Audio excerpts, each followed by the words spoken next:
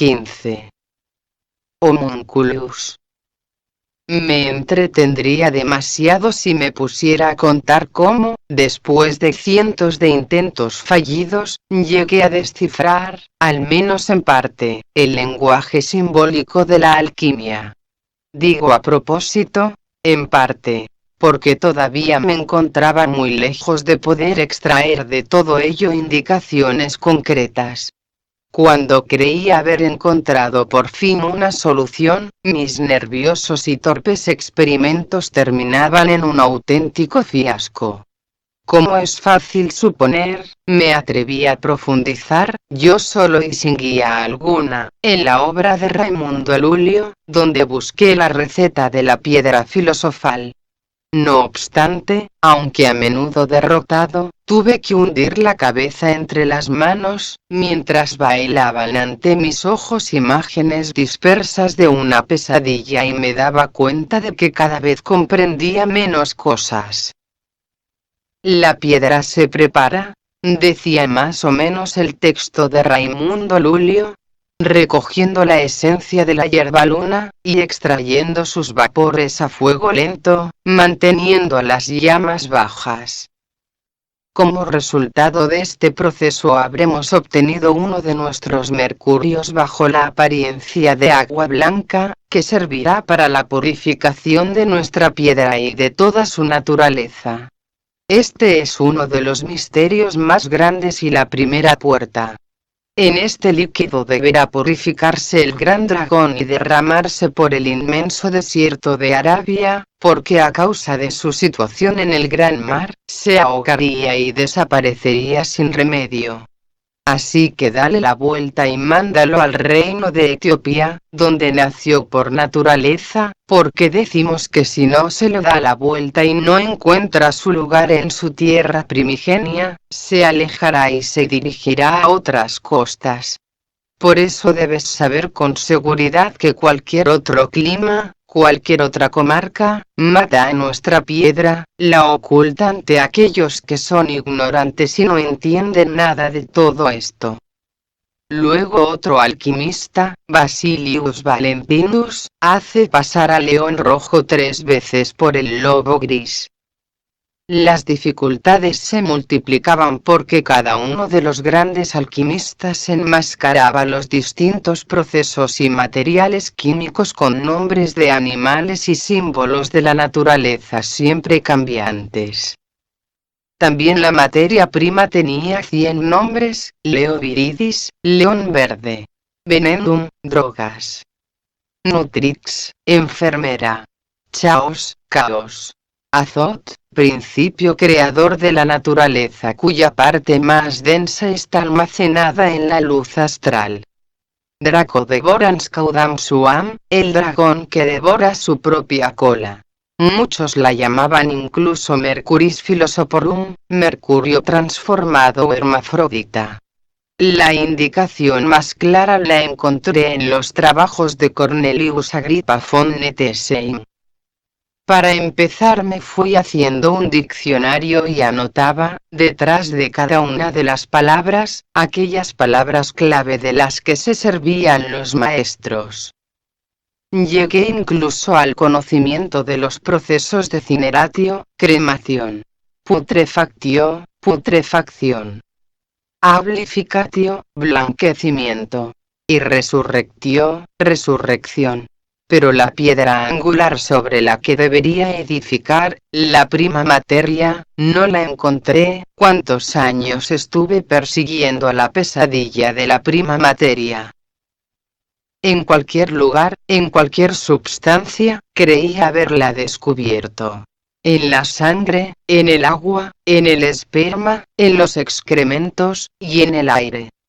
Y cuando por fin, con la ayuda del homúnculus llegué a la sorprendente simplicidad de la solución, qué prematura demostró ser aquella locada alegría del triunfo.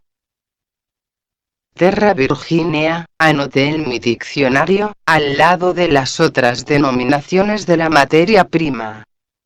Debo reconocerlo, sin la ayuda del homúnculus nunca hubiera llegado a la materia prima. Casi me gustaría abandonar ahora que por fin ha llegado el momento de informar acerca de una de las aventuras más extraordinarias y disparatadas de mi vida. ¿Cómo describir a ese pobre y espantoso fantasma que ha inspirado a algunos alquimistas obsesionados para que llevaran a cabo disparatados experimentos y que con su sombra agobia a algunos organismos sensibles? Detrás de los tristemente célebres experimentos medievales de seres humanos artificiales, se encontraba siempre la figura demoníaca del homunculus. Todo él irradiaba la firme voluntad de encontrar una escapatoria para apoderarse por la fuerza de un cuerpo, porque las eternas leyes del cosmos le cerraban todas las puertas. Pero en cierto modo, esos mediums suyos solo podían relacionarse con él, cruzando el muro, por medio de las interferencias imperfectas del ser humano corriente, a través de inestables visiones en sueños, en el crepúsculo de confusas sospechas. Nadie lo había visto jamás, nadie había hablado con él, y con ninguno había establecido una alianza, solo conmigo. Durante siglos, el desdichado había buscado y experimentado, hasta que por fin se topó con mi persona, con el otro prisionero con el que ahora podía relacionarse de forma directa y de quien él, en su impotente parálisis, podía servirse. La situación del homunculus era, hasta cierto punto, semejante a la mía, aunque él estaba bastante peor. Yo había sido atrapado en la prisión del mundo físico y del astral, sumido en las borboteantes erupciones de lava de los instintos, de las emociones, de los miedos y pasiones, pero estas violentas erupciones me arrastraban con sus movimientos en espiral siempre hacia adelante, a través de los cambios de la vida y de la muerte, a través del sufrimiento de la experiencia, conduciéndome hacia las aguas refrescantes, libres y tranquilas de las consecuencias. Sin embargo, el homunculus vegetaba en el mundo glacial, infructuoso y rígido de la razón, que carecía de aquella sabiduría que se encuentra más allá del nivel astral y a este lado del nivel mental, sumido en el reino de las tinieblas exteriores. No podía hallar un punto de conexión en ningún lugar, no podía echar el ancla en ningún lugar. Estaba seco por completo y era insensible como solo puede estarlo y serlo un sofisma vacío. El placer no lo estimulaba y estaba exento de toda emoción. El torbellino astral lo había vomitado como a un campo de fuerzas demasiado complejo con vibraciones ajenas, y la abstracción radiante y sublime del nivel mental no podía aceptarlo debido a que solo era una masa muerta de letras que, confusa e indigerible, se alzaba como una enorme barrera de hielo donde las temperaturas, debido a su total aislamiento, siempre estaban por debajo del punto de congelación. Era el nil, vacío o nada o reino intermedio, en esta tierra de nadie que se encuentra entre el ser y el letargo latente. Cuando todavía era un ser humano, en la época floreciente de una cultura distinta, antiquísima, llamada mágica, llevó a cabo una obra maestra a partir de una teoría estremecedoramente cierta e irrefutable, y de sus derivaciones, cuyas etapas se cerraban como los eslabones de una cadena y que intentaban negar su propio espíritu.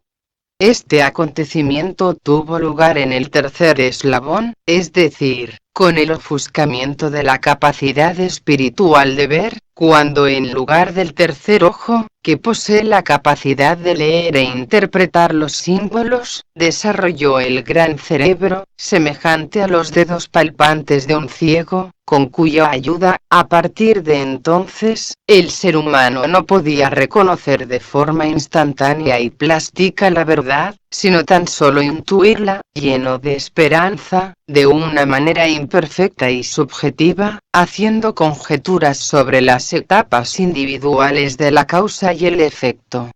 Al construir este castillo infernal causal, que se iba complicando cada vez más hasta convertirse en un laberinto, celebraba la tenebrosa plenitud del mundo de los ciegos, un palacio infernal por cuyos pasillos el ser humano, que había errado hasta llegar hasta allí, era conducido hasta su féretro del cual no hay resurrección posible.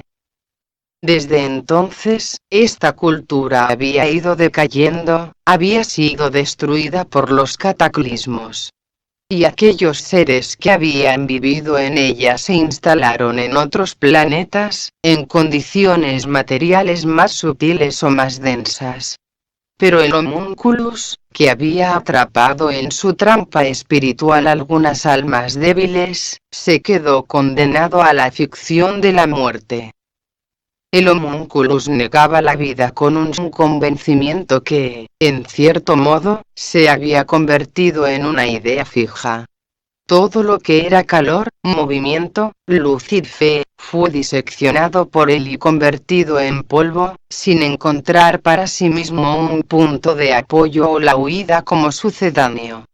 Con increíble tenacidad y genialidad consiguió de esta manera matar en sí mismo las fuerzas de la vida astral física.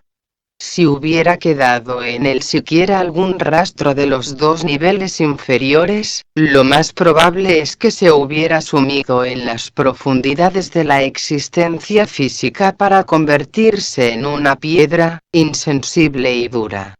De esta manera, sin embargo, sin la savia, sin la fuerza, sin las pasiones motivadoras y los sufrimientos de estos dos niveles, vegetaba como un repudiado, como un polvoriento, enmarañado y oxidado bastidor de la inteligencia del que habían desaparecido la cubierta y el meollo, y trasguiaba o fingía travesuras de duendes, y erraba como un fantasma ante las puertas cerradas de la resurrección. Durante nuestros extraños y horripilantes encuentros, conseguí poco a poco averiguar de qué manera, a partir del fracaso del cuerpo humano artificial, había llegado a ese conocimiento de que, también para él al igual que para mí, tan solo había una posibilidad de liberación, la transmutación que tiene lugar en los tres niveles a la vez. Al parecer él también había llegado al conocimiento de que este gran experimento solo podía ser realizado por un ser humano. Al homúnculus, al fantasma paralizado, nunca le sería posible. Mis solitarias reflexiones y la luz amarillenta de la lámpara de aceite de mi polvoriento taller de alquimia atrajeron al eterno condenado, siempre al acecho, de forma mágica. Me observó durante mucho tiempo antes de decidirse a intentar establecer contacto conmigo. La conmoción que experimenté en nuestro primer encuentro la recuerdo todavía hoy con toda claridad. Después de un trabajo de meses, de nuevo debía registrar un gran fracaso. Había realizado experimentos con sangre, superando mi horror inicial y mi asco y aceptando los terribles ataques de mi entorno, ya que aquella sedienta y encolerizada legión, en cuanto olió los vapores de la sangre, tal y como sucede cuando se echa aceite sobre el fuego, se había vuelto más fuerte, ensordecedora y escandalosa. En esos ensayos había intentado filtrarla, calentarla, condensarla, diluirla y congelarla, secarla y evaporarla, pero, a pesar de todo, las ataduras que me rodeaban no hicieron sino estrecharse cada vez más. Estaba completamente agotado y vacío debido a mi falta de éxito.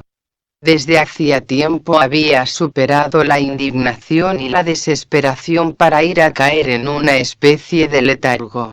Recogí los matraces sanguinolentos para que me dejaran en paz los lobos astrales, y así, en el tranquilo vacío de la noche, en ese entorno frío y plomizo, también ellos se tranquilizaron por un breve espacio de tiempo, como los embriagados asistentes a una fiesta de carnaval el miércoles de ceniza.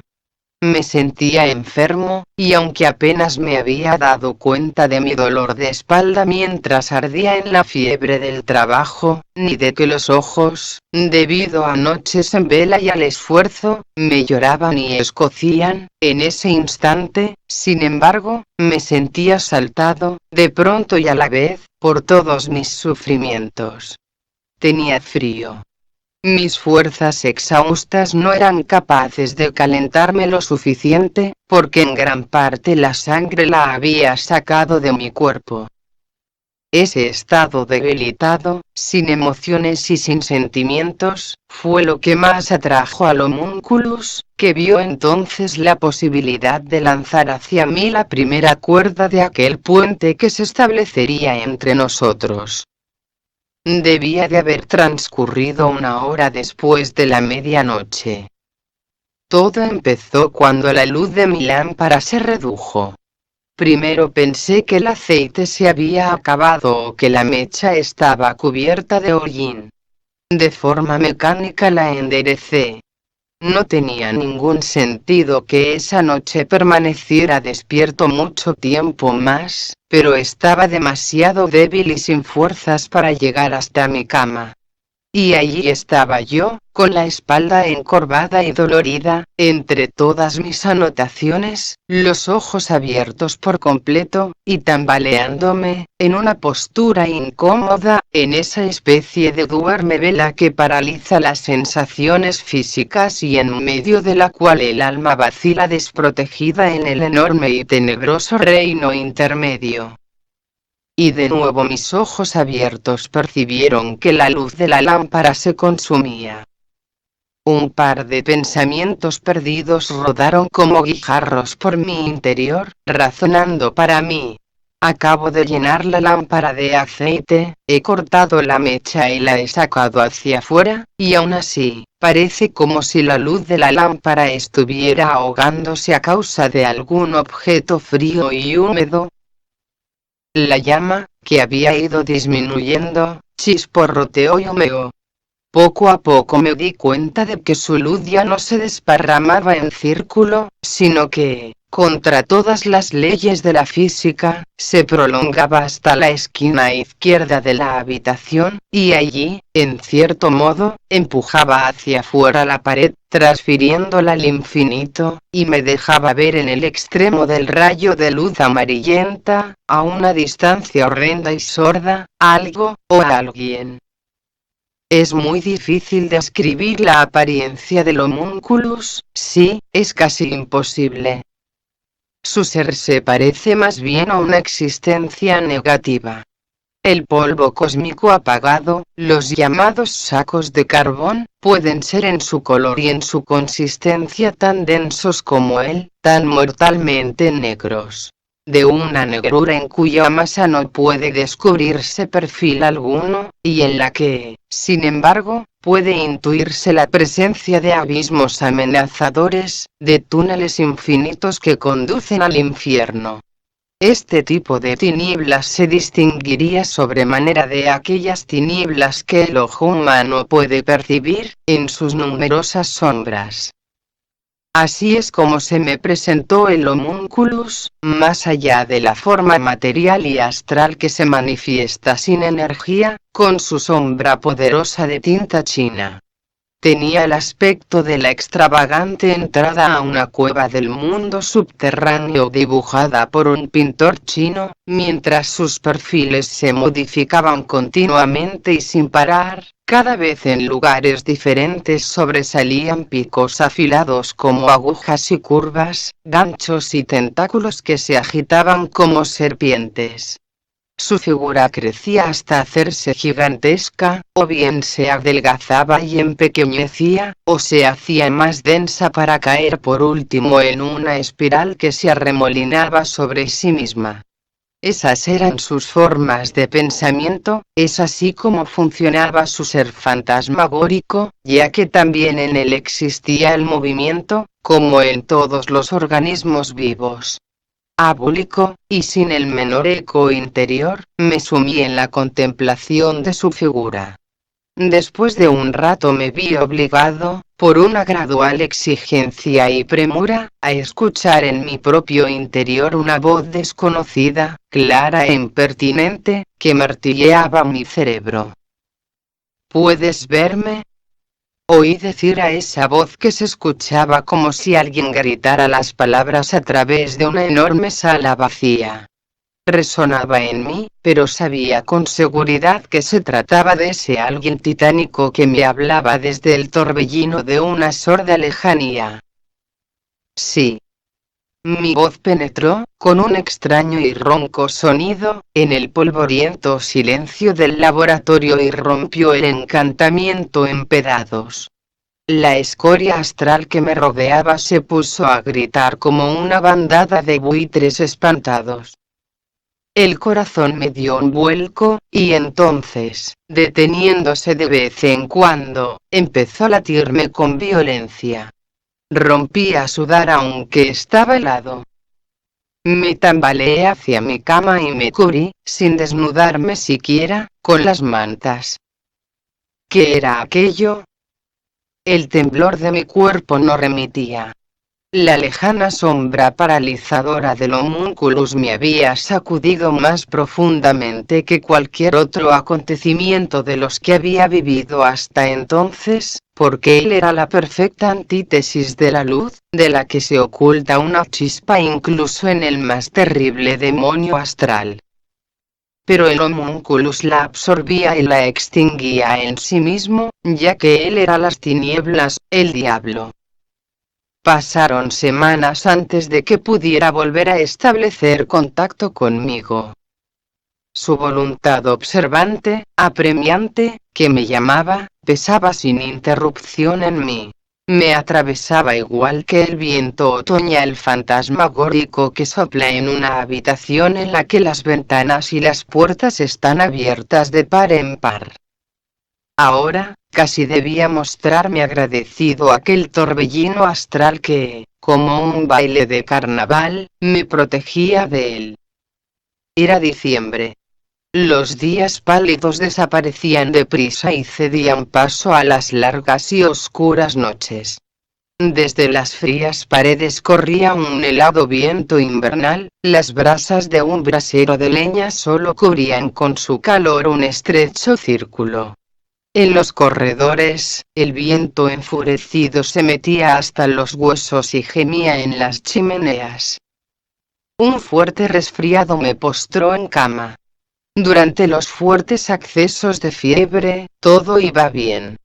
Pero luego, mi temperatura bajó de nuevo en extremo. En mi cuerpo debilitado y enfriado por el sudor se dio una nueva situación, un estado en el que el homúnculus podía volver a aparecer. Y así fue, de nuevo se introdujo en el extremo de aquel alargado rayo de luz que surgía de la lámpara. Su voz grave y profunda resonó otra vez como en una gran sala, a través de mi cerebro. ¿Puedes verme? Sí, esta vez la respuesta surgió en forma de un leve y tembloroso pensamiento en mi interior. ¿Qué es lo que quieres? Establecer un pacto contigo. Procedentes de todos mis sentimientos, de mi instinto y de mis sensaciones brotaron salvajes oleadas de rechazo contra mi cerebro, pero el tono imperativo del homúnculus ahogó la incipiente marea. Espera. Espera, loco. ¿Te crees que jugando con la sangre y con los excrementos podrás llegar alguna vez a alcanzar la materia prima?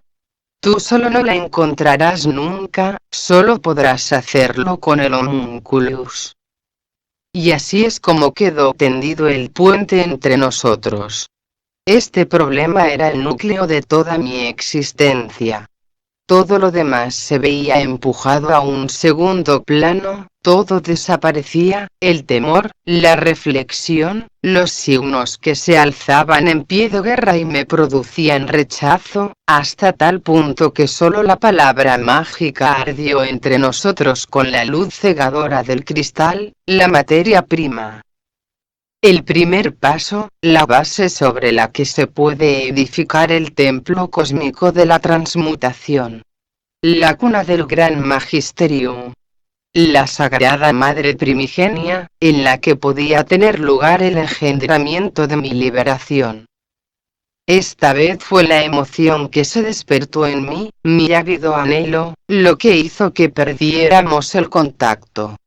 Pero ahora era yo quien, con anhelo desesperado, perseguía a ese tremendo ser, cuya mirada alcanzaba otros horizontes y que estaba en posesión de todo el conocimiento, mientras yo me limitaba a andar a tientas, como el resto de los gusanos humanos. Quiere ayudarme. Me ha ofrecido establecer una alianza conmigo. Me ha elegido para sí, que semejante pacto tuviera un precio me era indiferente. Estaba dispuesto a pagar por ello. Cuanto mayor era mi insistencia en apremiarlo a un nuevo encuentro, cuanto más apasionadamente lo deseaba, menos conseguía establecer contacto.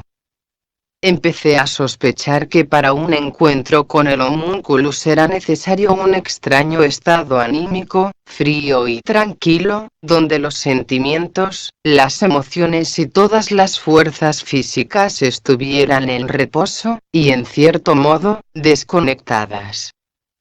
Intenté conjurar el estado crepuscular de nuestro primer encuentro. Pero la falta de concentración de mis pensamientos, acompañada del séquito histérico de mis sentimientos, se oponían a mi propósito como animales de presa que rechinan los dientes hambrientos. Era incapaz de conseguir en mi interior, ni siquiera por unos segundos, un espacio vacío. Tras algunos esfuerzos, pude por fin ver de nuevo al homúnculus, y extraer de sus palabras deslavazadas o desordenadas, el consejo con cuya ayuda, después de un agotador esfuerzo de meses, establecí un contacto permanente con él. Tuve que aprender a practicar un particular tipo de respiración, además de una postura sentado. Más adelante me serví también de una especie de saumerio o perfume de humo aromático, que preparé siguiendo una receta suya. Quiero decir que él, por su parte, también se esforzaba y me salía al paso, a medio camino, en estos encuentros, ya que tan pronto como nuestro contacto se interrumpía, yo solo no podía recomponer aquella clausura que nos protegía a ambos de las corrientes intranquilas del mundo físico y astral. Pasó casi un año entero antes que nuestro contacto se estabilizara. Las tranquilas horas de la noche, iluminadas por la luz de la lámpara de aceite, eran las más adecuadas para nuestros encuentros. Esas infernales sesiones pusieron en ebullición, de una forma extraña, el mundo de mis pensamientos y de nuevo hicieron salir mi vida de su tranquilo puerto. El homúnculus producía en mi forma de pensar un efecto similar al de la piedra de afilar en el cuchillo. De él aprendí, además de algunos retazos de conocimiento, el método de la especulación abstracta, que penetra capa por capa hasta el núcleo de las cosas, y la magia de las preguntas destructivas que acaban por negarlo y matarlo todo, sin que nunca se alcance en algún lugar un punto de descanso. Él no era un ateísta, simplemente demostraba la inexistencia de Dios, de la misma manera que sostenía, utilizando argumentos impresionantes, que la vida eterna era una ficción. La sucesión de sus especulaciones era invulnerable, y no dejaba ningún resquicio abierto. Sin embargo, vivía sin cuerpo desde hacía siglos, en una prolongada conciencia, en el callejón sin salida de una teoría en sí misma perfecta, pero completamente falsa, que se desmoronaba ante la realidad de la forma mística. Nuestras discusiones eran muy extrañas, aunque no duraban mucho. Aplastaba mis argumentos con su violento mecanismo vacío, mascullando para sí, del mismo modo que el león hambriento devora un ratón que se ha perdido en su jaula. Yo siempre había creído que el orgullo era un sentimiento cálido, una pasión astral, que fustiga y mata. Pero en el caso del homúnculus conocí una increíble forma de la soberbia, una momia mágica de la soberbia que trasguiaba o vagaba con él, embalsamada para una vida de siglos, con su figura reseca pero resistente, en ese trágico intelecto. Este monstruo del pensamiento se esforzaba en manifestarse. Quería mostrarse con sus espantosas conclusiones, y por lo tanto no podía mantenerse escondido. No podía soportar que su obra floreciera oculta o que yo me adornara con sus laureles. Yo tenía que darlo a conocer, de lo contrario nunca habría malgastado ni siquiera una palabra hablando de ello. Me sorprendía la enorme y sombría satisfacción que le producía la estupefacción y el pasmo de los necios. Los desprecio, sugería él en mí, pero su admiración me corresponde por derecho, como los impuestos a un rey, aunque, por supuesto, la relación entre el soberano y el súbdito comparada con nuestra relación solo es un pálido reflejo.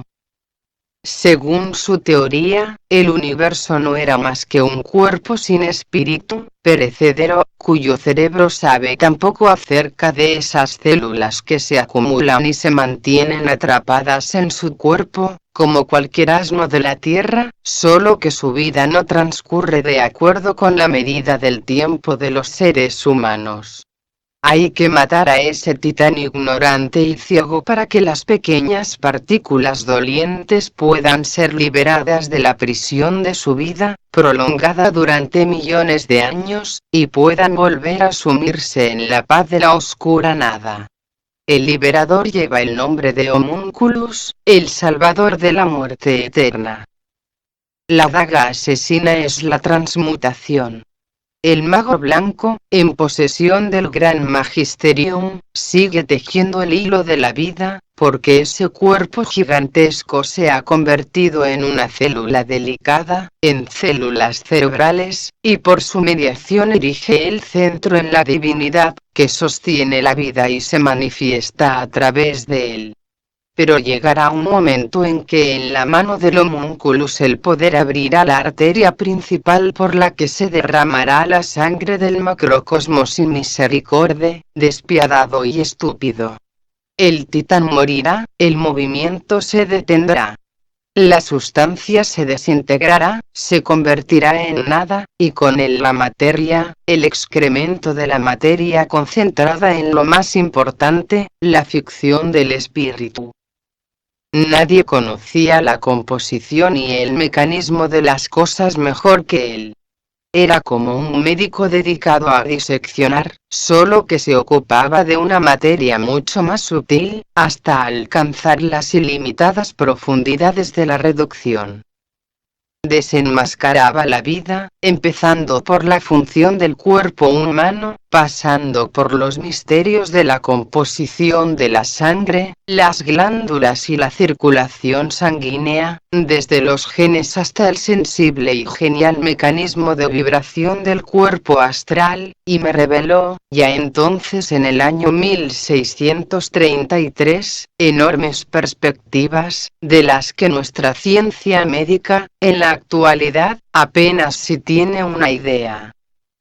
Cuando él, a lo largo de sus especulaciones, descubrió que para llevar a cabo el gran opus o gran obra de su liberación, tenía que transmutarse al mismo tiempo en los tres niveles, inició, con el trabajo de Sísifo que esto supone, una serie de experimentos con seres humanos artificiales, que llevó a cabo utilizando el cerebro de algunos alquimistas. Según su opinión, estos experimentos fracasaron debido al sucio y deficiente filtro del cerebro, que reproducía sus indicaciones de forma fragmentada. Había acabado por rechazar estas ideas de forma definitiva, porque a través de mí se le ofrecía una solución más fácil. Mi organismo estaba dispuesto para el experimento en los 3 niveles, y él solo tenía que cruzar con su propio genio las puertas abiertas que yo había forzado con mi pecado místico y que daban acceso al otro mundo. Entre nosotros no se alzaba ningún muro. Podía verle, y gracias a la creación de un método común, habíamos conseguido mantener un contacto directo y permanente. A fin de poner los fundamentos necesarios para esa obra, según su opinión, había que pulirme, poner orden en mi cerebro, expurgar los conceptos turbios y confusos, y aguzar mi capacidad de pensar, haciéndola irresistible, como la cuchilla más afilada. Nuestros debates debían servir a este objetivo. El proceso de purificación, como es de suponer, se hizo a fondo, y empezó también a manifestar sus efectos en mi vida, incluso durante el día. El escepticismo destructivo que me fue inoculado y que destruía la espuma metafísica en mi cabeza, en la que se mezclaban sensaciones nebulosas, frágiles y temerosas, me hizo grandilocuente e impaciente, provocativo. Por cierto que no podía ni pensar en seguir tolerando el blando dogmatismo de María Dora. Discutí con ella y su presencia me incitaba al escarnio. Fray Nicolò, aquel monje bondadoso y de escasa inteligencia, empezó a temerme abiertamente. Mis preguntas sobre Dios, sobre la creación, sobre el pecado y la caída y sobre el libre albedrío, eran solo una leve sombra de las que planteaba el homúnculus y, sin embargo, hacían que su frente se cubriera de sudor, y, después de tartamudear algunos argumentos insostenibles, acababa exclamando horrorizado: «Apaje, Satanás. Vete, Satanás», mientras se persignaba sin parar.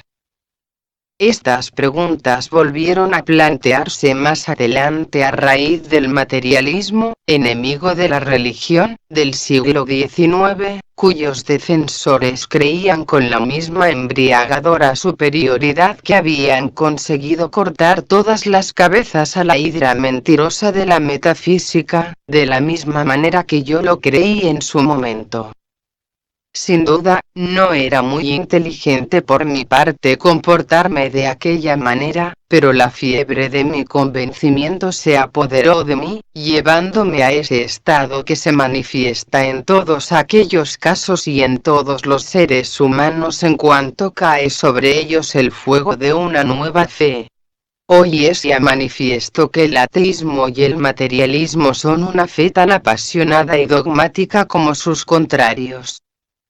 Nuestra buena y pobre María Dora casi enfermó a causa de mi cambio. Cuando Fray Nicolò le comunicó que por ningún tesoro de este mundo estaba dispuesto a darme clases, me suplicó entre lágrimas que entrara en razón de una vez. Mi comportamiento no solo ponía en peligro la salvación de mi alma, sino también la integridad de mi cuerpo. En la ciudad se había extendido ya el rumor de que yo había vendido mi alma al diablo y que en el pacto había actuado de intermediaria mi difunta madre, que no había sido otra cosa sino una bruja. Estaba claro que el pacto tenía como condición que yo aprovechara cualquier oportunidad para oponerme a las enseñanzas de la Iglesia, confundir a las ovejas creyentes y apartarlas cada vez más del camino correcto. Este propósito encontraba su confirmación en aquellas preguntas que yo planteaba con astucia satánica y que solo podían proceder del infierno, porque en otro caso una persona decente y religiosa las podría haber contestado de inmediato. Solo el diablo estaba en situación de tender semejantes trampas a las sencillas palomas de Dios. Yo sabía que este chismorreo ofendido, insostenible e hipócrita, solo podía tener su origen en el convento de San Marcos, desde donde se propagaba en círculo por todo Milán, y que representaba un serio y creciente peligro para mí.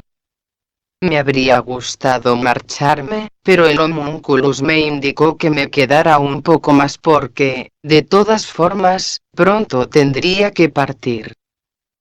Según él, el laboratorio de mi padre era demasiado pobre y sus instalaciones dejaban mucho que desear para poder realizar el gran experimento, y, además, yo no había concluido mis estudios ni de lejos. Por el dinero y las influencias no debía preocuparme. El homúnculus conocía todos los resortes que ponen en marcha el mecanismo de la necedad y la credulidad humanas. Sin embargo, los acontecimientos tomaron un rumbo que me obligaron a marcharme antes de lo que él hubiera deseado. María Dora, a causa de su amorosa preocupación por mí, fue quien dio el paso decisivo, y como era costumbre en ella, hizo caer la desgracia sobre aquel a quien quería salvar.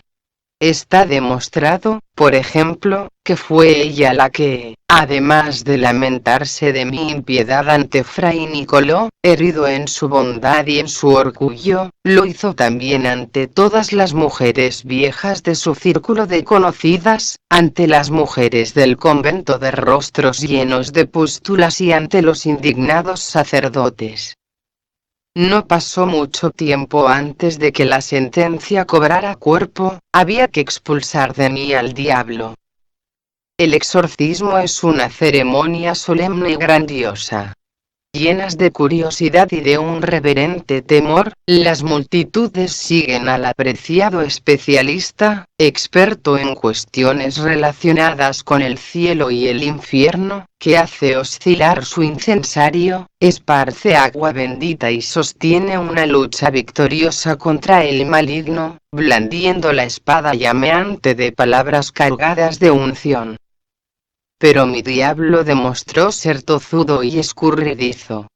El agua bendita no pudo hacerle proferir ni el más mínimo sonido, y el incienso solo le produjo unos molestos estornudos. El rostro sombrío y en apariencia santo de Fray Nicolò, los rasgos llorosos de María Dora y un muchachito sucio y descalzo que se había colado de alguna forma y que no paraba de hurgarse la nariz, me causaron diversión y al mismo tiempo indignación. Se presentaron de forma inesperada en mi tranquilo taller y me arrebataron de las manos el libro de Crismosín, el Aureum Bellus, bellocino de oro, sobre el que echaron incienso y mojaron con espanto, como si se tratara de una rata muerta. Luego también me salpicaron a mí con agua bendita, pero todo fue en vano. A mi diablo no podían expulsarlo. Al contrario, en su ímproba rabia y en su temeridad, empezó a burlarse de todo aquello, discutió con una malicia más viva e ingeniosa que nunca y, para terminar, echó a todo el grupo.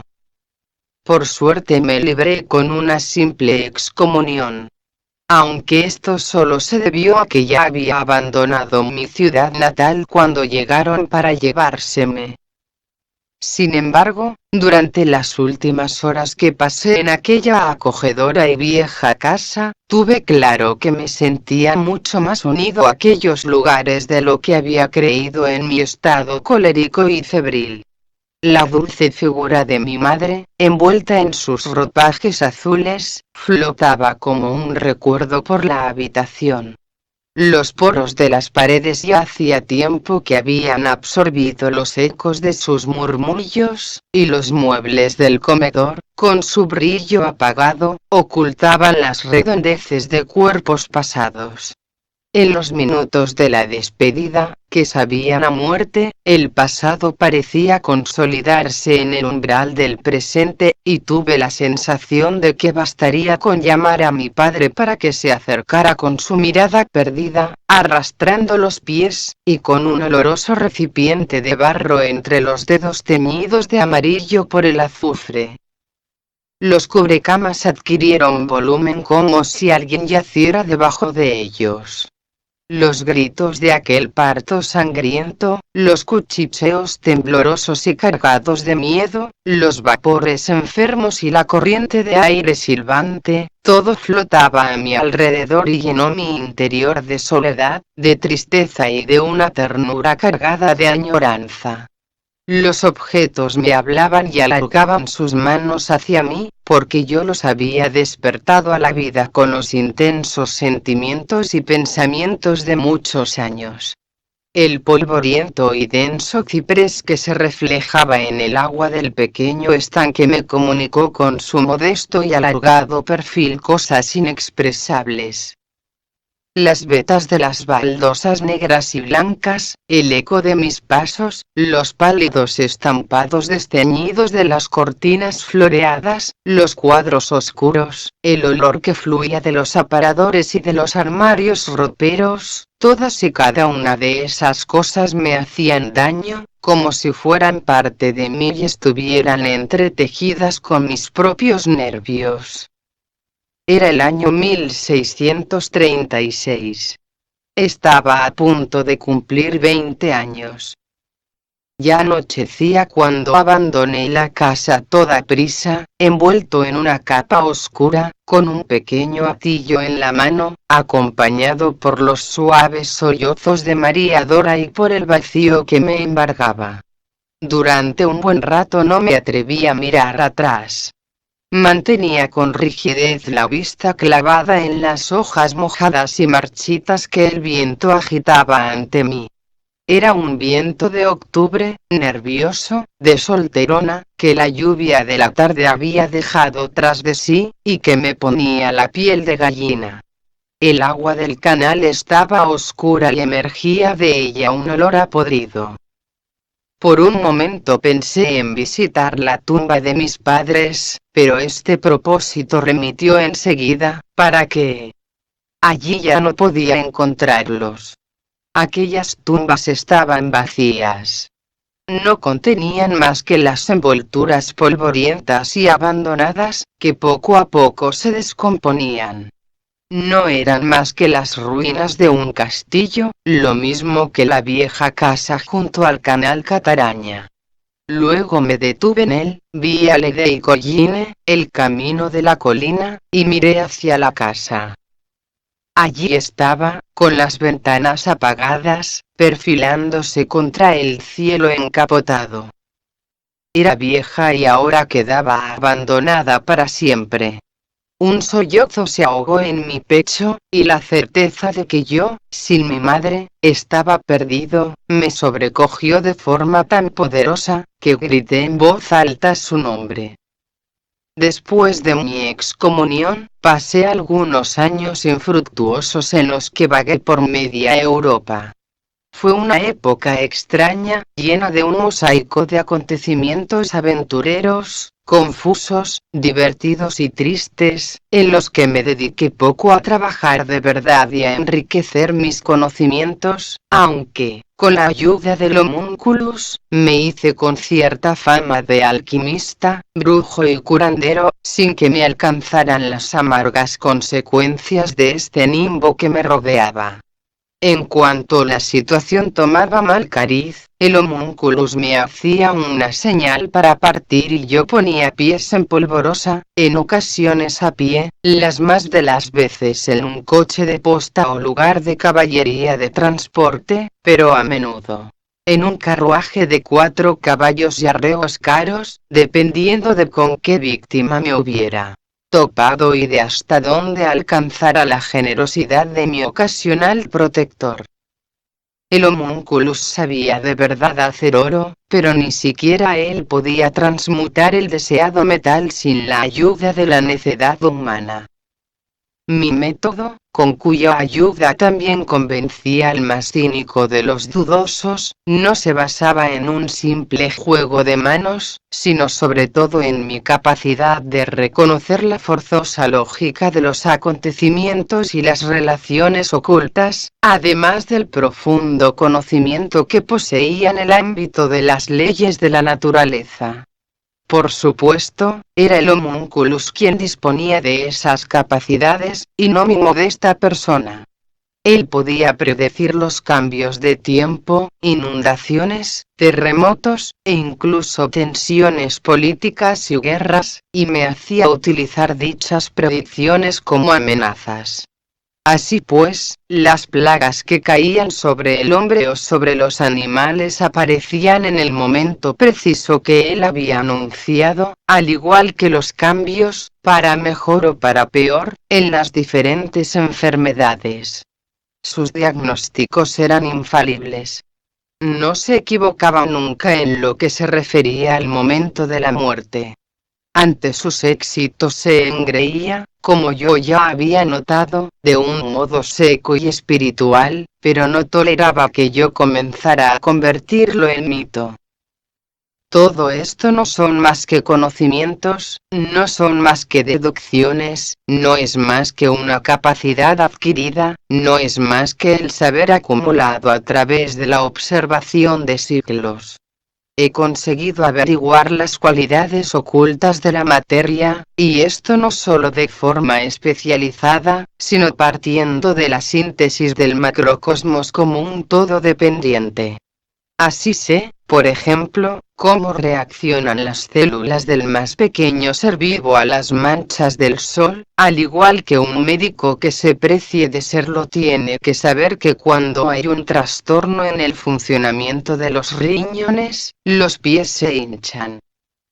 El homúnculus tenías razón en todo lo que se refería al mundo físico e incluso a los componentes de la más sutil de las materias y a sus efectos, pero se encontraba en un grave y básico error por lo que se refería a lo esencial. Sus cálculos podían ser precisos e irrefutables. Las matemáticas le daban la razón, pero no la vida mística. Ahora bien, de esto hablaré más adelante.